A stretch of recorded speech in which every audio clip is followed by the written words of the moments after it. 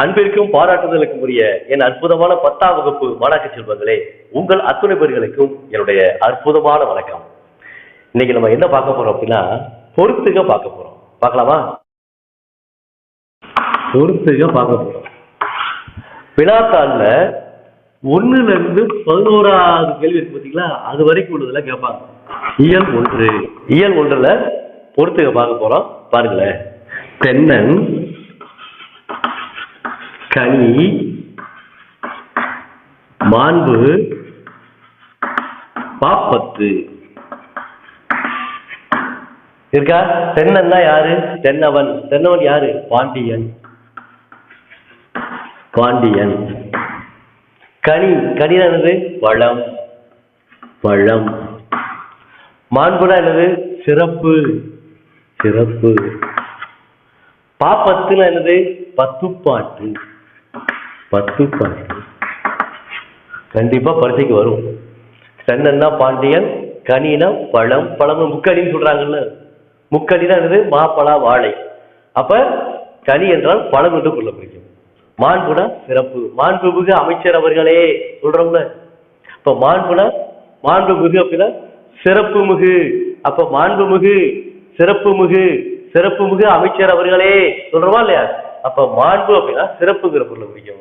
பாப்பத்து அப்படிங்கிறது பத்துப்பாட்டு. பாப்பத்து அதான் பாட்டு 10, அது பத்துப்பாட்டு. சரிங்களா? அடுத்து முத்தமிழ், அணிகலன், அணிகலன், முச்சங்கு. முத்தமிழ், அணிகலன், முச்சங்கு, முச்சங்கம். முச்சங்கம். இப்ப இதுக்கு என்ன பொறுத்துங்க பாருங்க. முத்தமிழ் இயல், இசை, நாடகம். இயல், இசை, நாடகம். இப்ப இயல், இசை, நாடகம்னா இயல்னா என்னது? இயல்னா உரைநடை, உரைநடை சம்பந்தப்பட்ட செய்திகள். இசைனா என்னது? எல்லா வகையான பாட்டுகள். நாடகம் அப்படிங்கிறது எல்லா வகையான நாடகங்கள். அப்ப இயல், இசை, நாடகம். இயற்றுவதால் இயல், இசைப்பதால் இசை, நாடு கூட்டல் அகம். நாட்டிலே நடக்கக்கூடிய நிகழ்வுகளை எல்லாம் படம் பிடித்து காட்டக்கூடிய அகம் நாடகம். சரிங்களா? அப்ப இயல், இசை, நாடகம். முத்தமிழ். அணிகலன், வணிக கப்பல், 50 காப்பியங்கள். வணிகலன் சொல்லும் போது வணிக கப்பல், அணிகலன் சொல்லும் போது 50 காப்பியங்கள். அணிகலனுக்கு 50 காப்பியங்கள் சொல்றது தெரியுமா? 50 காப்பியங்கள் எது? சிலப்பதிகாரம், மணிமேகலை, சீவக சிந்தாமணி, வளையாபதி, குண்டலகேசி என்று சொல்லக்கூடிய 50 காப்பியங்கள். இந்த 50 காப்பியங்களையும் அணிகலனாக தமிழ்த்தாய் அணிந்திருக்கிறாள். இதை வச்சு எங்களது சுத்தானந்த பாரதியா இருக்காங்கல்ல, அவங்க ஒரு பாட்டை எழுதியிருக்கிறாங்க. காதொளிரும் குண்டலமும் கைக்குவள யாவதியும் கருணை மார்பின் மீதொழிச்சின் தாமணியும் வெள்ளிடையில் மேகலையும் சிலம்பார் என்ப போதலிப்பும் தாமரையும் பொன்முடி சூளாமணியும் பொழிய சூடி நீதியொளிர் செங்கோலாய் திருக்குறளை தாங்கு தமிழ் நீடு வாழ்க அப்படின்னு சொல்லி அந்த 50 காப்பியங்களை பத்தி ஒரு அற்புதமான மொழிவாழ்த்து பாடலை அவர் எழுதியிருப்பார். அப்ப அணிகலன் அப்படிங்கிறது 50 காப்பியங்கள்ல வரக்கூடியது. அடுத்து முச்சங்கு, 3 சங்கு. வெண்சங்கு, வெண்சங்கு, சலஞ்சலம், சலஞ்சலம், பாஞ்சசன்யம், பாஞ்ச சன்யம் என்று சொல்லக்கூடிய முச்சங்கு சொல்றார். வெண்சங்கு, சலஞ்சலம், பாஞ்சசன்யம் என்று சொல்லக்கூடிய முச்சங்கு. அடுத்த முச்சங்கம் முதல், இடை, கடை. அப்ப முதல் சங்கம், இடைச்சங்கம், கடைச்சங்கம். சரிங்களா? அப்ப முத்தமிழ் அப்படின்னா இயல், இசை, நாடகம். அணிகலன் அப்படின்னா வணிக கப்பல், 50 காப்பியங்கள். முச்சங்கம் அப்படிங்கிறது வெண்சங்கு, சலஞ்சலம், பாஞ்சசன்யம். முச்சங்கம் அப்படிங்கிறது முதல், இடை, கடை என்று சொல்லக்கூடிய இந்த பொறுத்துகளும் கண்டிப்பாக பார்த்துக்கிறது. சரிங்களா? அடுத்து கால், வெங்கலி, வெங்கலி, தோகை, தோகை, அரும்பு. இப்ப இதுக்கு பொறுத்துக பார்க்க போறோம். இதுக்கு பொறுத்துக பார்க்க போறோம். தாள்னா அடிவகை. தாள்னா என்னது? அடிவகை. வேற ஒன்றும் அடிவகைனா வேற ஒன்றும் இல்லை. இப்போ ஒரு செடி வளர்ந்தா தாள்னா என்னது? நெல் தாள். நெல்லுடைய அடிவகைக்கு தாள் சொல்றது. இப்போ தாள் தான் அடிவகைங்கிற பொருளை பிடிக்கும். அடுத்து வெங்கலி. வெங்கலிங்களா காய்ந்த தாவரம். காய்ந்த தாவரம், காய்ந்த தாவரம். அடுத்து தோகை, இலைவகை. தோகை இலவகை சொல்றோம். ஏன் இலவகை சொல்றோம்? தோகைனா கரும்பு தோகை சொல்றோம்ல. கரும்பு தோகை. கரும்புல இருக்கக்கூடிய இலையெல்லாம் சொல்லுவோம், சொல்ல மாட்டோம். அப்ப கரும்புல இருக்கக்கூடிய தோகை சொல்றோமா? அப்ப தோகைங்கிறது இலை வகையை குறிக்கக்கூடியது. சரிங்களா? அடுத்து அரும்பு, பூவினுடைய இலை, பூவின் இலை. சரிங்களா? ஒரு பூ பூக்கணும்னா முதல்ல எழுதி அரும்பாகும்ல. இந்த மீச அரும்பு சொல்றாங்கன்னா மீச முளைக்குது, மீச பத்தி அரும்பி வருதோ அப்ப ஒரு செடியில பூவானது அரும்புதல் மொட்டா வர்றது. சரிங்களா? அப்ப அரும்பி வரக்கூடியது. அப்ப அரும்பு என்றால் பூவினுடைய நிலையை குறிக்கக்கூடியது. இதை நீங்க பாத்துக்கோங்க. சரிங்களா? அடுத்து இயல் 2. இயல் 2 என்ன பார்க்க போறோம் அப்படின்னா வாசனை, வாசனை, பிராணரசம், பிராணரசம், லயத்துடன், லயத்துடன், அடுத்து மயல் அறுத்து, மயல் அறுத்து அப்படின்றது. இப்ப இதுக்கு என்னங்கிறத பொருளை பார்க்க போறோம். வாசனைனா நறுமணம், நறுமணம், நறுமணம்ங்கிற பொருள். அந்த பூ நல்ல நறுமணமா இருக்கு சொல்றோம்ல, அப்ப வாசனையா இருக்கு. அப்ப வாசனை என்றால் நறுமணம் என்று பொருள்படும். அப்ப பிராணரசம், பிராணரசம்னா உயிர் வழி, உயிர் வழி. உயிர் வழியில இந்த வழியிலானது, வழியிலானது காற்று, வழியிலானது காற்று. இங்க வருங்க, இந்த வழி போட்டி வச்சிருக்க, இந்த சிந்துலா போட்டு லீவ் போட்டி வச்சிருக்கீங்களே, காயம், காயம் பட்டா வலிக்கு சொல்றாங்கல்ல, அந்த காயத்தை குறிக்கும். அப்ப வழி என்றால் காற்று. அப்ப வழி மண்டலம் சொல்றாங்கல்ல, அப்ப காற்று மண்டலம். அப்ப பிராணரசம் அப்படின்னா உயிர் வழி இருக்கும். ஏன் பிராணரசம் உயிர் வழி அப்படின்னா அந்த பிராணன் அப்படிங்கிற வார்த்தை உயிர்கிற பொருளை பிடிக்கும். ஏன் தெரியுமா? ஏண்டா என் பிராணனை வாங்குற, உன்னால என் பிராணனே போச்சுடா அப்படின்னு சொல்றாங்கல்ல. அப்ப பிராணன் என்னது? உயிர்கிற பொருளை பிடிக்கும். அப்போ பிராண ரசம் அப்படின்னா ரசம் என்றால் காற்று, பிராணன் என்றால் உயிர். அப்ப பிராண ரசம் அப்படிங்கிறது உயிர் வழி, உயிர் வாழக்கூடிய காற்று மண்டலம். சரிங்களா? அடுத்து லயத்துடன், லயத்துடன் அப்படின்னா சீராக, சீர்பட்டு இருக்கக்கூடிய, லயத்துடன் சீராக அப்படிங்கிறது வரக்கூடியது. அடுத்து மயல் அறுத்து, மயங்க செய்து, மயங்க செய்து, மயங்க செய்து. இந்த வரிகள் பூராம எதுல அமைஞ்சிருக்குமா? காற்றே வாங்குற பாடத்துல பாரதியார் இருக்கக்கூடிய கவிதை வரியில வரக்கூடிய வார்த்தைகள் இதெல்லாம் பாட்டோட வரும்ல. காற்றே பா பா மகரந்த தூளை சுமந்து கொண்டே, காற்றே பா பா மகரந்த தூளை சுமந்து கொண்டே, மனத்தை மயிலறுத்துகின்ற இனிய வசனையுடன் வா, மனத்தை மயிலறுத்துகின்ற இனிய வசனையுடன் வா, இலைகளின் மீதோ நீர் அலைகளின் மீது உறைந்து பிராண ரசத்தை எங்களுக்கு கொண்டு கோடு, காற்றே வா வா மகரந்த தூளை சுமந்து கொண்டு. அந்த பாட்டு வருதுங்களா? அந்த பாட்டுல வரக்கூடிய வரிகள் தான் இந்த பொறுத்துகளை அமையப்பட்டிருக்கிறது. சரிங்களா? அடுத்து வளையி, வளையி, கோடு, எழிலி, எழிலி, பெண்டீர் என்று சொல்லக்கூடிய அந்த வார்த்தைக்கு என்ன பொறுத்துக? வளையி அப்படின்னா வளைந்து. சரிங்களா? வளையி அப்படின்னா வளைந்து. கோடு அப்படின்னா மலை, கோடு அப்படின்னா நம்ம பெரிய மலை இருக்கு பார்த்தீங்களா, பாறையால சூழப்பட்டிருக்கோம் மலை, அந்த மலை. இந்த லை போட்டா என்ன வரும்? இந்த லை போட்டா கொட்டக்கூடிய மலை. இந்த மலைங்கிறது பாறையால சூழ்ந்திருக்கக்கூடிய மலை. சரிங்களா? அடுத்து எழிலி, மேகம்ங்கிற பொருளை குறிக்கும், மேகம்ங்கிற பொருளை குறிக்கும். பெண்டீர் அப்படின்னா மகளிர் அப்படிங்கிற பொருளை குறிக்கும். பெண்கள் சொல்றோம்ல, அப்ப மகளிர்ங்கிற பொருளை குறிக்கும். அப்ப இதை நீங்க சரியான முறையில் படித்துக் கொள்ள வேண்டும்.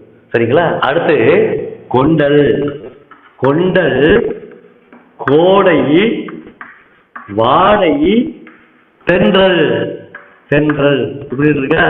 இப்ப இதுக்கு என்ன பொறுத்தல் பார்க்கிறோம். கொண்டல்னா கிழக்கு, கொண்டல்னா கிழக்கு, கோடைனா மேற்கு, வாடைனா வடக்கு, தென்றல்னா தெற்கு.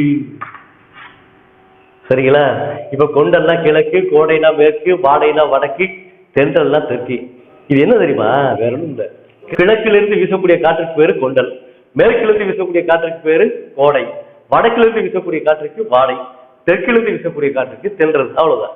இப்ப கொண்டல் கிழக்கு ஞாபகம் அப்படின்னா கோக்கி அப்படின்னு ஞாபகம். இந்த கோவையும் கீழே ஞாபகம். ககர வரிசையில காக்கா கீக்கி குக்கு கக்கே கை கொக்கு வருதுல, அப்ப கோக்கி ஞாபகம். இந்த கோவனாக்கு மே ஞாபகம். கோ மே ரெண்டுமே நடிலா இருக்கா? இரட்டை கொம்பு இருக்கா, இங்க இரட்டை கொம்பு இருக்கா, அப்ப கோமே அப்படின்னா வச்சுக்கிறீங்க.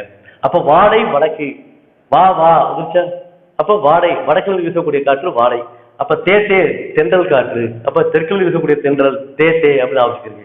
இந்த தேத்தையை நான் வச்சுக்கிறீங்க, இந்த வா வா வச்சுக்கிறீங்க. இது உங்களுக்கு எளிமையாக நான் வச்சுக்கலாம். சரிங்களா? இயல் 3 என்ன பார்க்க போறோம்? சீவலபாரன் பாண்டிய நாடு தென்காசி முகமன் 4 வார்த்தை கொடுத்துருக்காங்க. இப்ப இதுக்கு என்ன பொறுத்துங்க? சீவலபாரன் அப்படிங்கிறது அதிவீரராம பாண்டியர் அப்படின்னு வச்சுக்கிறோம். சரிங்களா?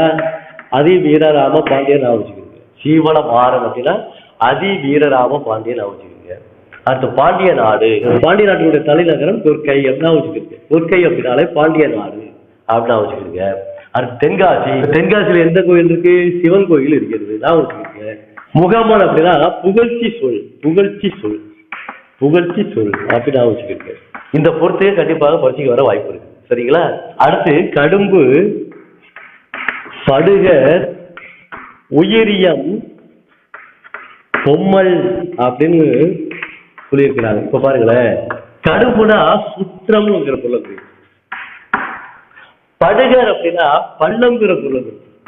இத பெரும்பாலும் படுகர் இனத்தை சேர்ந்தவர்கள் மக்கள் சொல்லுவாங்க. இந்த படுகர் எல்லாம் எங்கே வாழ்வார்கள் அப்படின்னா பள்ளத்தாக்குல வாழ்வார்களாம். பள்ளத்தாக்குகளில் குடியிருக்கக்கூடியவர்கள். அப்ப படுகர் இனம் சொல்றாங்க. படுகர் இனம் அப்படிங்கிறது பள்ளத்தாக்குகள் வாழக்கூடியவர்கள். அப்ப படுகர் அப்படின்னா பள்ளம்ங்கிற பொருளை குறிக்கும். அடுத்து உயிரியம், கூத்தர் அப்படிங்கிற பொருள். சரிங்களா? அடுத்து பொம்மல் அப்படின்னா சோறு அப்படிங்கிற பொருள்.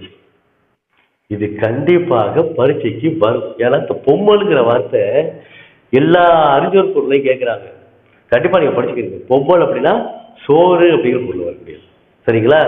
அடுத்து எந்தெந்த நூலு எந்தெந்த வரிகளை சொல்லுது அப்படிங்கிறத பொருத்துகளை கேட்டிருக்காங்க. பாருங்களேன். முகந்தெரிந்து நோக்கக்குளையும் விருந்து, முகந்தெரிந்து நோக்கக்குளையும் விருந்து, நோக்கக்குளையும்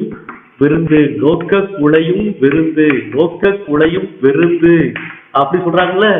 அடுத்து மருந்தே ஆயினும்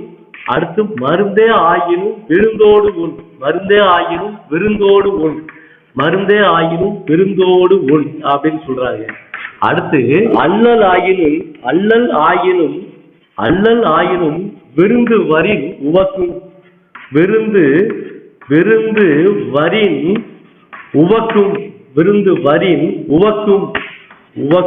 சொல்றாங்க.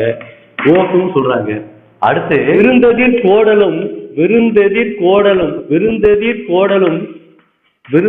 கோடலும் இழந்த எண்ணெய் அப்படின்னு வரி சொல்றாங்க. இழந்த எண்ணெய். இந்த வரிகள் சொல்லக்கூடிய நூற்களினுடைய பெயர்களை கேட்கிறாங்க. பாத்துருவோமா? இப்ப முகந்தெரிந்து நோக்கக்குளையும் விருந்து எது? திருக்குறள் போட்டாச்சு. அது மருந்தே ஆகியும் விருந்தோடு எது? கொன்றை வேந்தன் அப்படின்னு சொல்றது. கொன்றை வேந்தன். அடுத்து அல்லலாயும் விருந்து வரி உருவாக்கும். அல்லலாயும் விருந்து வரி உருவாக்கும் என்ன அர்த்தம்?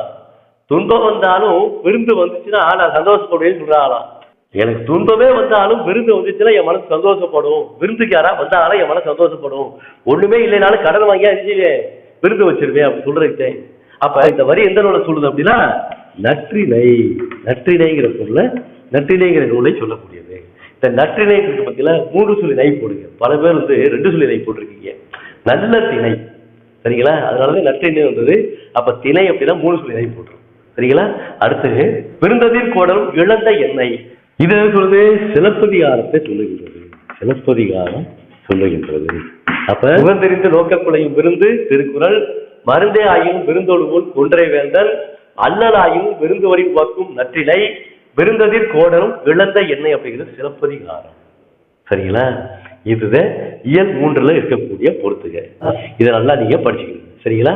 அடுத்து இயல் 4. இயல் 4 என்னது பாப்பா? வாட்சன், வேர்ட்ஸ்மித், பெப்பர் இலா அப்படின்னு சொல்லிருக்காங்க. இது பல பேருக்கு கஷ்டமா இருக்கும். இது கொஞ்சம் ஞாபகம் வச்சுக்கிறீங்க. சரிங்களா?